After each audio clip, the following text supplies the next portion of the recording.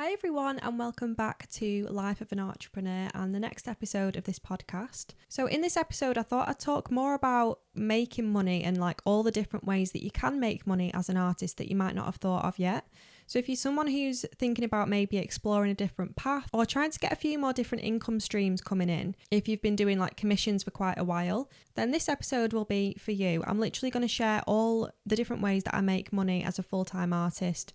And just kind of open your eyes to all the different things that you could be doing, because, you know, it's definitely not something I thought of at first. When I first became a pet portrait and wildlife artist, I thought it was mainly commissions, sell a few prints, hopefully sell a few originals, and that's about it. But there's so many things you can do, so hopefully I'll kind of open your eyes to that a little bit. So firstly, I hope you've all had a lovely week. It's been so hot here in the UK, like absolutely roasting, hence why if you're watching on YouTube, I'm literally in like a strappy top because I'm so hot and that is saying something for the UK. It's just so humid, and upstairs it just retains the heat, which isn't ideal, but at least we've had some sun, so summer's definitely on its way. But yeah, hope we've all had a lovely week. So I had a lot of really good comments from last week's episode, so thank you for listening to that. That was about realistic versus conceptual art, and basically what I learned from uni and like my whole experience with exhibitions, galleries and competitions in terms of, you know, whether they like realistic or conceptual art and how different ones kind of differ and how it kind of varies. But then I spoke about how art is very subjective at the same time. But you've probably heard of the term struggling artist. I definitely heard that so much through uni, which they definitely shouldn't be teaching you. If you're on a fine art course, that's literally all I heard, honestly, struggling artist. And to be honest, I kind of understand that, because what you get taught in uni is to be more of like a traditional artist, so to make a collection of work, spend months making a collection of work without potentially getting paid, and then you go to a gallery or you do your own exhibition, and then hopefully, you know, a lot of them sell and you get paid that way, and it kind of makes up for all the months that you've been working. But I can see how if that collection of work doesn't go well, or it doesn't gain popularity, or you don't sell as much as you wanted to, I can see how, you know, you would have months where you're really struggling for money. And again, it kind of forces you to go down different paths, so you're constantly getting something coming in without relying too much just on selling original work. Obviously, it depends on what you're doing and your area and whether you're in there with like the galleries and everything.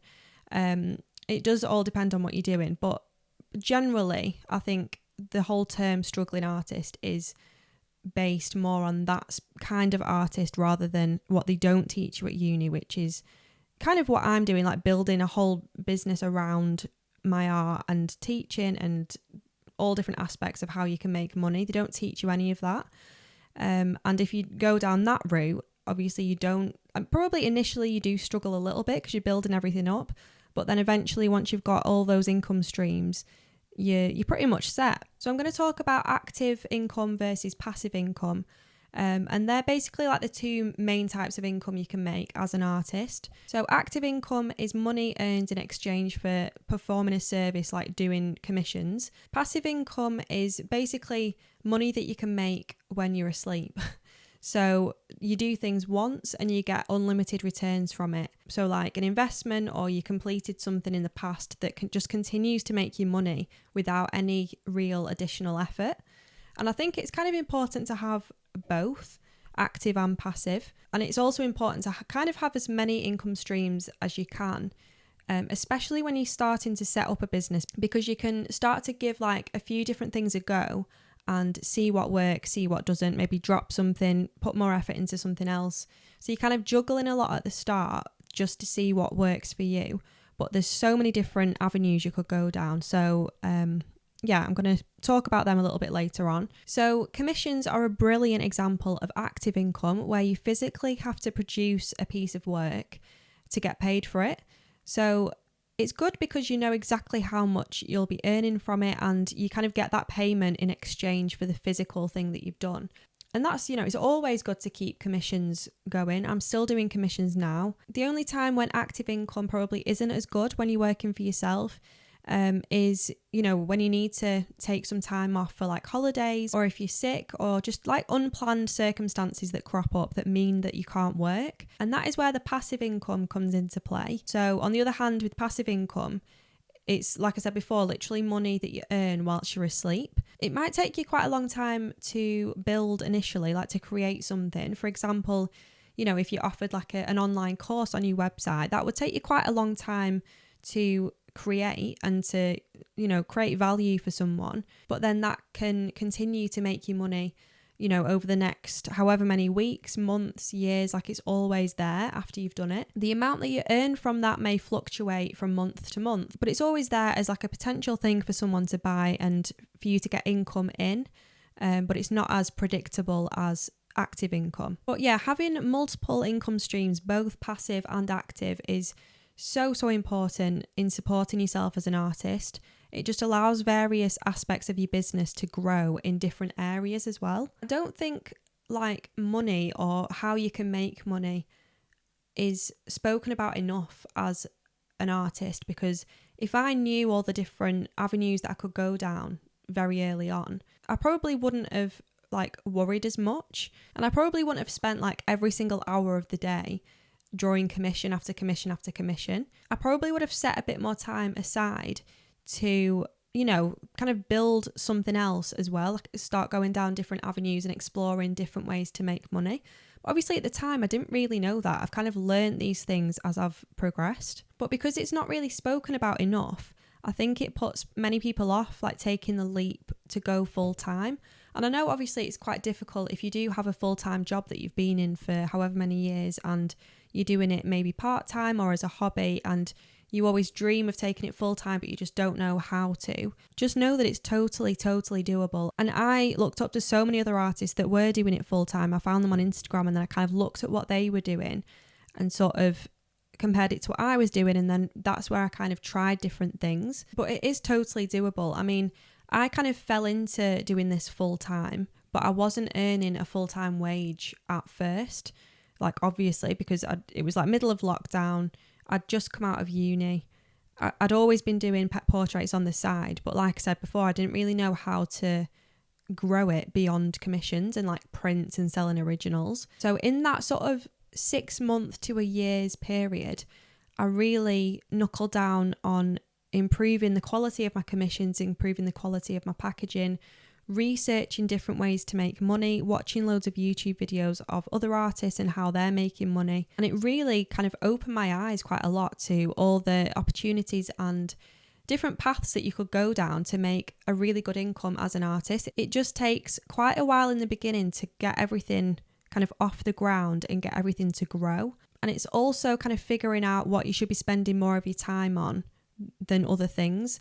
But it's all a big kind of learning curve, and I'm definitely still learning now. But I'll still share with you all the ways that I make money now and all the ways that I've kind of made money in the past as well. So I have written some notes as usual, but they're probably going to be in a very weird order. So obviously I started by doing commissions, and they are still one of my main income streams, to be honest, especially because, I've raised my prices quite a lot over the past year or so. And I think it's also important to do that. Always raise your prices little and often, because there is people out there that will pay those prices. And the more that you practice and the more that you develop your skills and stuff, like that's what they're paying for. That sort of time and skill and patience and quality of every single commission that you do, and like the packaging, the whole service really, like talking to them from start to finish, and just everything, progress pictures, the whole lot. So definitely raise your prices little and often, and always charge what you're comfortable with at the start. I think when I first started commissions for about an A4 size, I charged around £30. But even before then, the first couple I did for free for like friends and family. But yeah, around £30 I'm sure I charged for an A4, whereas now I'm charging £300 for an A4. And I'll probably still keep putting that up every maybe 6 months or so. It's good to kind of review how many commissions you're still getting in and all the interest you're getting. You can probably see a shift as well between your older clients that used to pay, £40-50 for a commission, and now if you're charging sort of £500 for a commission, there's definitely a shift with the clients that you get, and maybe ones that you've had in the past that come back to you.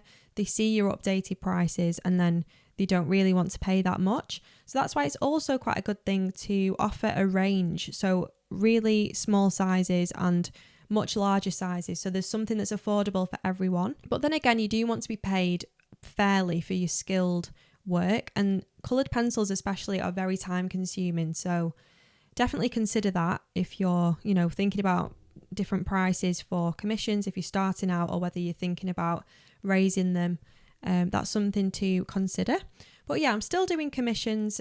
That is definitely one of my main income streams. My other main income stream is Patreon, and Patreon is such a good platform to use, because whether you've got 2 members on Patreon or 200, 2,000 members on Patreon, the amount of work that you do will stay the same. So depending on how you set it up, you can set up sort of different tiers. For example, I have 3 different tiers, one at £5, one at £10 and one at £15, which all offer different content per month. So obviously at first I was working so much, and there was about 5 people that had subscribed to my Patreon, and I was like, oh my goodness, this is amazing. But then it kind of stayed the same for quite a while. So when I look at my graph, because you can see all your analytics and everything over the past sort of 3 years, I've nearly been on it now. It was very steady for the first year and a half at least, like literally really, really, really steady growth. Whereas the past sort of year or so, it's spiked and it's gone right up, which is obviously amazing. And I'm so grateful for everyone that supports me on Patreon, because I absolutely love making the tutorials. I love helping people and teaching people, and I think out of everything that I'm doing, Patreon is definitely the most rewarding. And yeah, I'm quite proud of myself for staying consistent for literally 3 years to kind of build that whole online community, because that is difficult to do. Every single month doing quite a lot of content, that definitely takes up most of my time, because all my content takes me so long to film, it takes me so long to edit, and it takes me so long to give feedback for people. So that definitely takes up most of my time. But again, in another year or so, say if that grows by another 50 or 100 people, which would be amazing by the way, then I'm kind of doing the same amount of work. I think at some point I probably will alter my tiers and do more one-to-one based tutoring, where I'd literally draw with someone on like Zoom or something, because I think that would be even more of like a personal experience. But for now, what I'm doing is working well. And I'm always checking it every month. I'm seeing how it's growing, what's done well, what hasn't. So yeah, my 2 main income streams are commissions and Patreon. All my other income streams that I'm going to go through all kind of tie together in a way.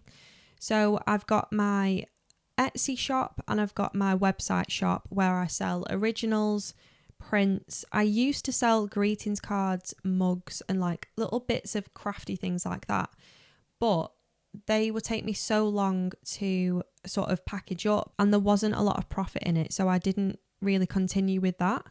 So I'm just now pushing the originals and the prints on my Etsy shop and on my website shop. One thing with Etsy is the more that you sell, the more that Etsy sort of pushes your shop. You can also become like a star seller, I think it's called, if you reply to people really quickly within 10 minutes or something.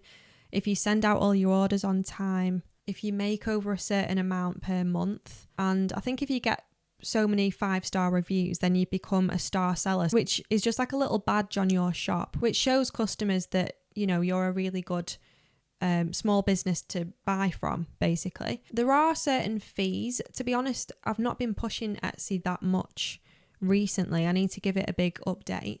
But there are some fees, like the processing fees, tax, and when you list a product, it used to be 16 cents, but now it's gone up to 20 cents. And again, on Etsy, you can see all your analytics, so you can see how people are finding your shop, where they're coming from, the age bracket.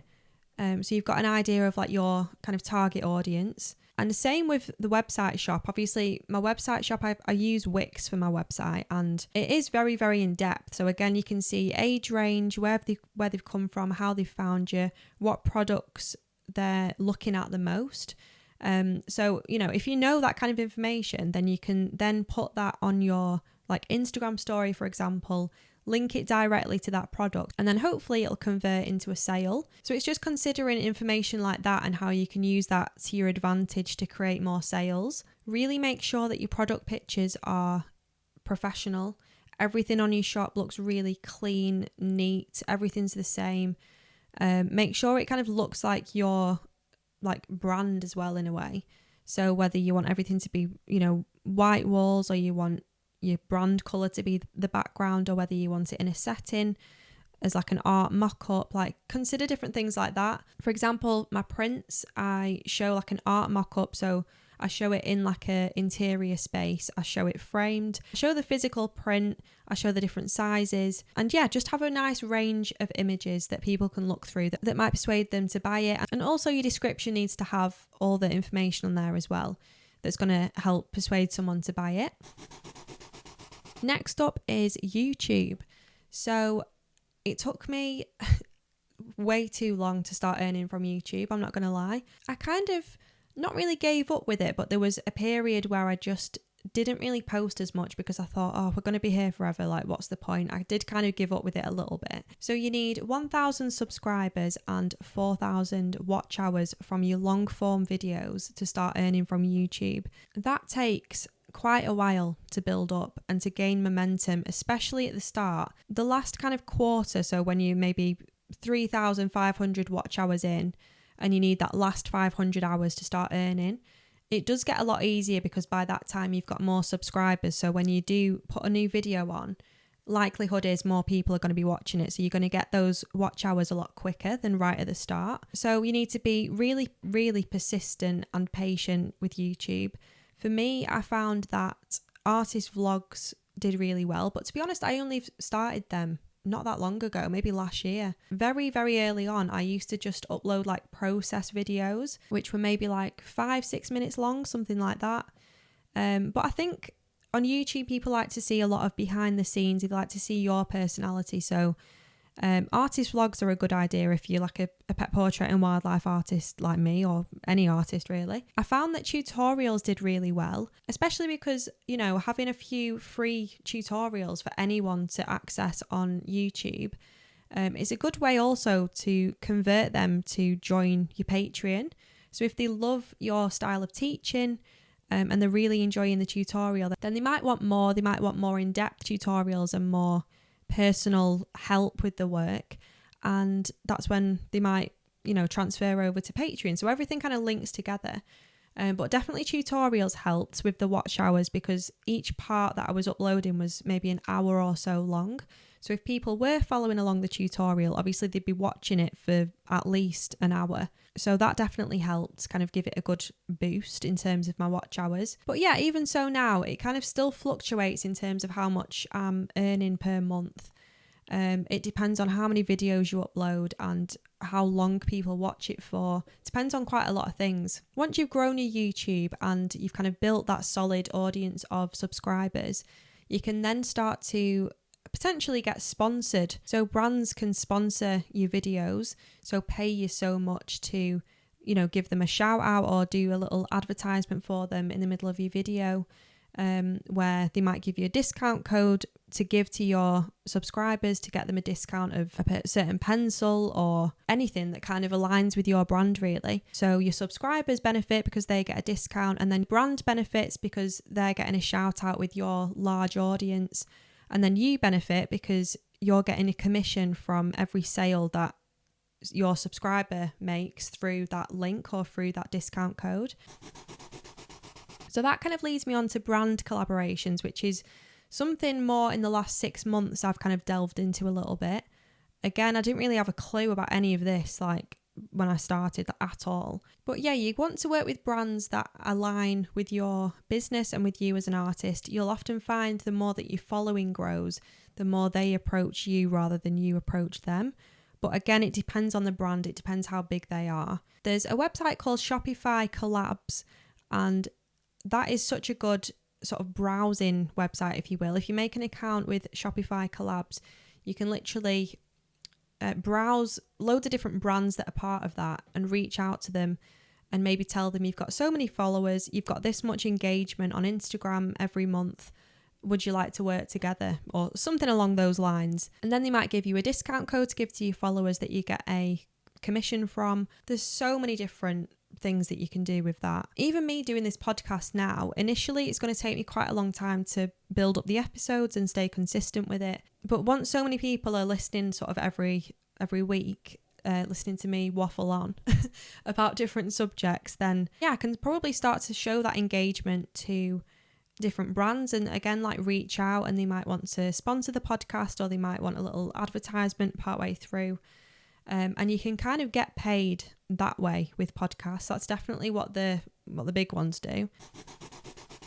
The next one that kind of links to that is affiliate links. So I think the first thing to do with that I set up was Amazon Associates, which you have to make an account. It is quite a lengthy process from what I remember, unless I just didn't have a clue what I was doing and it just looked like a lot of information. But yeah, I set that up years ago now. But that just means that, you know, if I get like this microphone, for example, that I'm literally talking into now, that I bought from Amazon, and I think it's amazing, if anyone else is wanting to start a podcast, I'd definitely recommend it, then I can put this on my story with an affiliate link to this exact microphone. So when people click on that and they buy it, I'll get a small percentage of that sale. And obviously that doesn't sound like a lot in terms of supporting you as like a full-time artist, but if you think about how everything links together, if I put a YouTube video on, which I did not long ago actually, that did quite well, where I was talking through all my favourite materials, and I left all the affiliate links in the description below. So if, say, however many people watched that, like 2.5 thousand people watched that video, for example, if all of them people went on the description and thought, oh, I might buy that, and that, obviously it does start to mount up. So kind of think of it in that way, and how you can link things together. And obviously you need to let people know that it is also an affiliate link. But yeah, Amazon was the first one. I've also got, if you're watching on YouTube, this craft knife slice tool, which again, I did a video on YouTube about this not that long ago. This is honestly my favourite tool ever. It's so good for realism. It's basically like a ceramic blade. So for those really realistic fine hairs and like details at the end of my drawing, using this just like elevates that realistic element to the next level. So yeah, I reached out to them, and they also gave me an affiliate link, so I can share that with my followers and subscribers, and if they want to buy the craft knife slice tool, they'll get it slightly discounted, and I'll also get a percentage of that sale. So again, everything just like mounts up like that. Brands will even pay you to do like reels. So for example, Frame It, which is an app which is actually really, really good for art mock-ups, like I was saying before. So if you want those really professional photos for your website, Frame It is the app which allows you to do that. It's just like an app on your phone. You upload the photo, you choose the mount, you choose the frame, and you can choose different interiors and lighting, and it's got all sorts of different features. But they reached out to me, and probably quite a few other artists, because I remember seeing, you know, quite a few artists posting the same sort of reel. But how it works is they basically give you a bit of a brief. They want it this length, they want you to talk about this, that and the other, and they want it in this sort of format. And then obviously I put my own spin on it and make it, you know, more about my work and my prints, and talk about more of the process and all of that stuff. And then they'll pay you for it, because a lot of brands now pay people to post or advertise, you know, their product or their service, because they've got so many followers and so much engagement. And it definitely helps having a bigger following. That's taken quite a while to build. I think I had around like 35,000 followers for quite a while on Instagram. And then within sort of 3 months or so, I'd say, 2 of my reels reached like 2-3 million people. And the influx of followers was crazy. So now it's almost grown to like 80k. So it's just proof that if you keep consistent with your content, you're constantly posting, using reels to your advantage, especially, you know, one thing could just go viral and then just give you such a boost. So in terms of like a brand's perspective, the more followers and the more engagement you have, the more like attractive you are to the brand. Obviously depending on the product and whether your values align and everything like that, but generally that's kind of how it works. So all these like influencers and stuff that you're seeing today, that is literally what they're doing, but on a bigger scale with bigger brands. It's actually crazy all the different ways that you can make money, and you're not taught any of it. Like, it's just a whole entire learning curve, especially if most of your work and what you do is online. You know, trying some of these things that I've said today will really give you a boost, hopefully. And the last thing that I've written down is magazine features. So all in all, I've had 3 magazine features. They've all approached me. The previous one was Lancashire Life. That was a really good one because it's obviously my local area. So yeah, that was a good one to be part of. The other 2 were art magazines. The last one that I've just featured with was like a step-by-step demonstration for the Artists and Illustrators magazine, which is literally the best art magazine ever. So that was amazing. And they also paid me as well. So there's so many different ways you can make money. Honestly, don't be put off thinking you're just going to have to get commission after commission after commission, because if you spend time, you know, setting up all these other things so you've got them in place, and using social media to your advantage, like post as much as you can, document everything.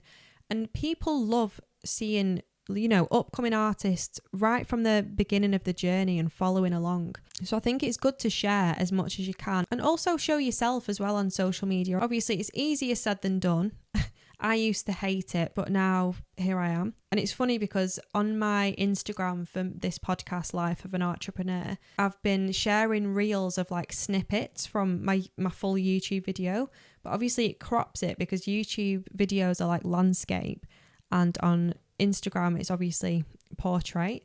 So it crops it. So my whole entire face takes up all of the screen, which is not ideal, but I mean, you've just got to go for it. There comes a point where you just don't really care anymore, and people are more interested in listening to what you're saying and the value that you're putting out there, more than looking at like what you're wearing, or like no one actually cares about that stuff. It's only you that really notices them things. I hope I've not missed anything off. I tried to think about absolutely everything, but I think that is pretty much it. So yeah, I've shared with you, you know, all the different ways that you can make money as an artist. And like I said before, the passive income is so important. Like having all these things set up so you make that money without putting in so much effort, without it taking up too much of your time, like it does with like the active income, like doing commissions and packaging, etc., doing all your admin. You know, passive income is so important, having all them things in place so you're getting that more stable income in monthly.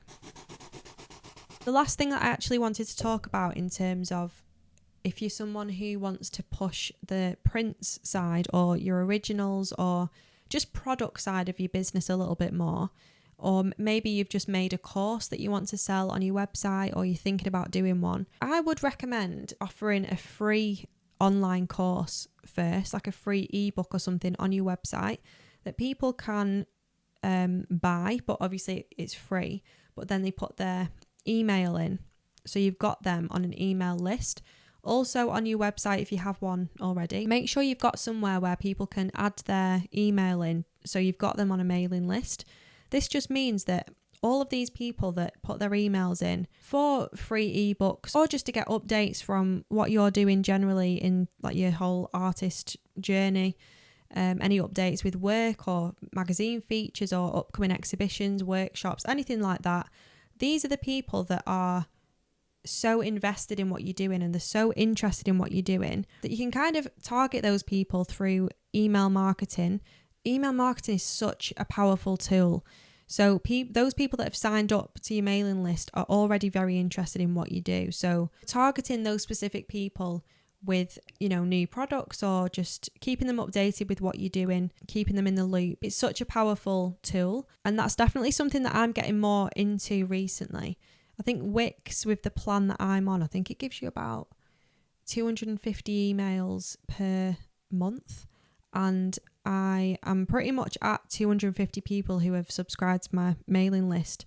So I need to find some plan elsewhere or upgrade, which means that I can send more emails per month, because I think that'll have a big difference in terms of my sales, especially with prints. because that's really the main thing that's on my website. Obviously originals as well, but I think prints is a more affordable option for a wider range of people. Is a good one to push. But yeah, I hope you've enjoyed episode 4. I feel like I've just rambled there with all this information, but hopefully you found it really helpful. I would have loved to have known all this information at the start, especially if I was just starting out. So I hope you can take something from this episode and maybe research different income streams and, start setting up some other things that you might not have thought of before. Because like I've said, there's just so many ways you can make money as an artist, especially if you're building a whole brand and business around it. Another thing that I've just completely forgot to mention, which is quite a big thing, in-person workshops. So if you're like an art teacher, you teach online like me, and you're wanting to do more in-person workshops, obviously they are quite costly, especially initially, because you've got to get all your materials and everything sorted. And like the venue and everything. It's still something that I'm kind of looking at and planning for future. But yeah, sell tickets, and those people that are interested will pay to, be taught by you in person. So workshops are a really good avenue to go down. I just thought of something then, and then I completely forgot what it was. Literally just had it in my head. Live streaming, that's what I was thinking of. So if your internet is good, mine isn't good, so live streaming isn't really an option yet whilst I'm living here. But if I had really fast internet, I could potentially make an extra £1,000 a month or more. If you've got an online community of people that follow you and you offer maybe an online real-time workshop or class through Zoom or something like that, and again it would be like ticket based, so like the in-person workshop, then people can pay you to get access to that, and then you could literally teach like a 2-3 hour class on Zoom for people that really want to learn from you. And yeah, if you do like maybe 2 or 3 of them per month, that's another income stream. So yeah, there's so many things you could do, but there's a few more ideas that I completely forgot about that I mentioned at the end. So yeah, thank you so much for watching this episode. If you're watching on YouTube, then please give it a like and subscribe to my channel to see more art related content and artist vlogs and tutorials and everything like that. And if you're listening on Apple Podcasts or Spotify, then I'd love it if you could give me a 5-star review if you've enjoyed listening to my voice. So yeah, thank you so much for watching or listening, and I'll be back next week with a brand new episode of Life of an Artrepreneur. I hope you all have a lovely rest of the week, and yeah, I'll see you next week.